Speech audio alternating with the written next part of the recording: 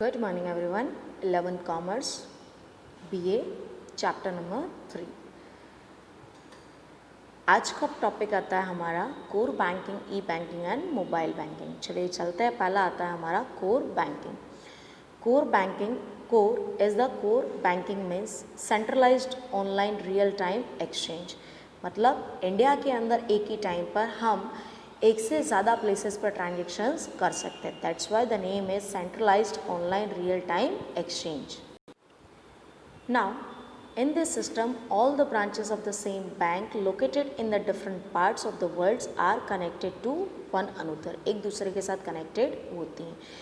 In the centralized server of the bank, all the details of all the accounts of all the branches of the banks are available. Entry of the transactions of an account holder of a bank is recorded in the centralized servers of the bank in real times, and the change in entry occurring in the centralized server can be seen in all the branches of the banks. The account holder of any branch can complete his transaction from any other branches of this bank. He can withdraw or deposit money or can do any types of transaction in his account from any other branches.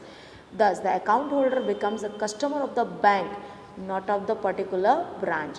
This process can be done in different branches of the same bank. Because of this arrangement, time and expenses of the both the bank and customers are decreased.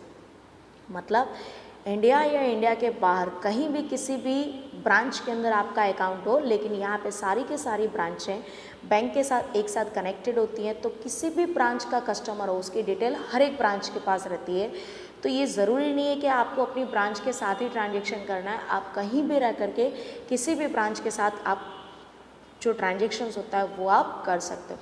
So you are not a customer of only on specific branch, you are the customer of the whole bank. So यहाँ पर कहीं से भी किसी भी तरीके से आप कामकाज कर सकते हो. नेक्स्ट आता है e banking, electronic banking. In this present time all banks are connected through internet to their branches by the medium of server, so a persons can withdraw or deposit money from any other branches regardless of his home branch.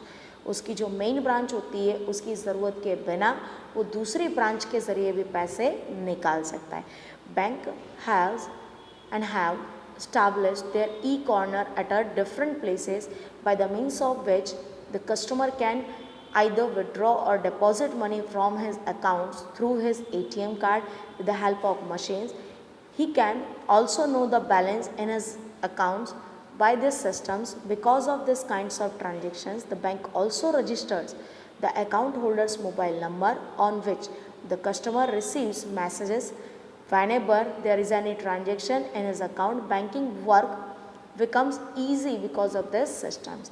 Electronic banking के ज़रिए bank का कामकाज काफ़ी ज़्यादा easy हो जाता है कि आप किसी भी ब्रांच में जाकर के अगर आप सबमिट करते हैं मनी, तो वो डायरेक्टली आपके अकाउंट्स के अंदर सबमिट हो जाती है. एटीएम कार्ड्स के ज़रिए आप किसी भी मशीन से पैसे निकाल सकते हैं, चाहे वो आपकी ब्रांच का हो, आपकी बैंक का हो या किसी अनदर बैंक का हो, और आपके ट्रांजेक्शन की डिटेल आपके पास पहुंच जाती है कि सो एंड सो बैंक के एटीएम से आपने पैसे निकाले. तो ये सारी की सारी जो डॉक्यूमेंट्रीज होती है, कामकाज होते हैं, वो बैंक ई कॉर्नर में सेव करके रखती है डिफरेंट प्लेसेस पे, जहाँ से आपको इन्फॉर्मेशन मिल जाएगी. तो इस तरीके से इलेक्ट्रॉनिक बैंक के ज़रिए कस्टमर और बैंक दोनों का टाइम बचता है और वो दूसरा वर्क भी उस टाइम पर कर सकते हैं. नेक्स्ट पॉइंट आता है mobile banking.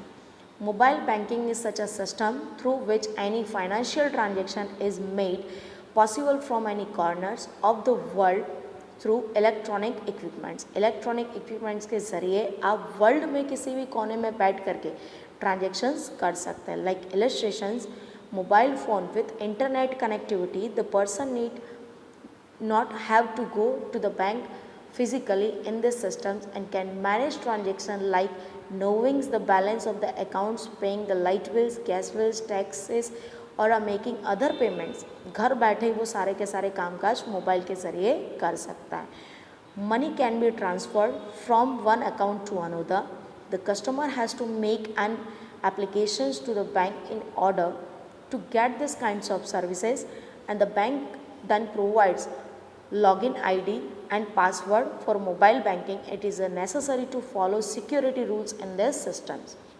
Yes, here is security system is compulsory and necessary for each and every customers. यहाँ पे हर एक के लिए सिक्योरिटी सिस्टम ज़रूरी होता है और आईडी और पासवर्ड के ज़रिए आप मोबाइल बैंक से या मोबाइल से किसी भी तरीके का कोई भी बैंकिंग का ट्रांजेक्शन्स कर सकते हैं without going physically to the bank में जाए बिना। नेक्स्ट आता है services associated with the banks. First आता है ATM। The full form of this services is automated teller machines. The bank account holder is given this facility when the customer need. He can withdraw the minimum amount decided by the bank and lesser than the balance of his accounts. उसको जब ज़रूरत पड़ती है तो वो ATM के ज़रिए पैसे निकाल सकता है, लेकिन कितना, जितना उसके अकाउंट में बैलेंस होता है उससे कम। The bank account holder can withdraw limit amount from his accounts under the daily withdrawal limit. The limitations of maximum withdrawal amount in the single time is also fixed by the bank. यहाँ पे transaction कितना करना है plus कितनी amount आपको हर एक transaction में निकालना है, उसकी लिमिटेशंस बैंक के ज़रिए फिक्स होती है। The bank provides ATM card to the customers. The customer is also given a secret pin number. Money can be withdrawn from the ATM card and ATM of the other and another bank also, but some extra charge has to be paid for the same. इस काम के लिए आपको extra ordinary charge पे करना पड़ता है जब आप अपनी बैंक के ATM से नहीं बल्कि दूसरे ATM से मनी विड्रॉल करते हैं तब। दूसरा आता है credit card. This types of bank card has been used widely from the end of the 20th century. 20th century के एंड में क्रेडिट कार्ड का यूज़ काफ़ी ज़्यादा वाइड हो गया and account holder or any persons can apply to the bank and can demand the credit card. Bank में apply करके कोई भी कस्टमर इसकी डिमांड कर सकता है। The bank conduct a systematic study of the credit of the persons like how much डेब्ट can be repaid by him through card. This is determined by the bank on the basis of study. On the basis of this study, the bank issue the credit card with a pre-decided limit to him.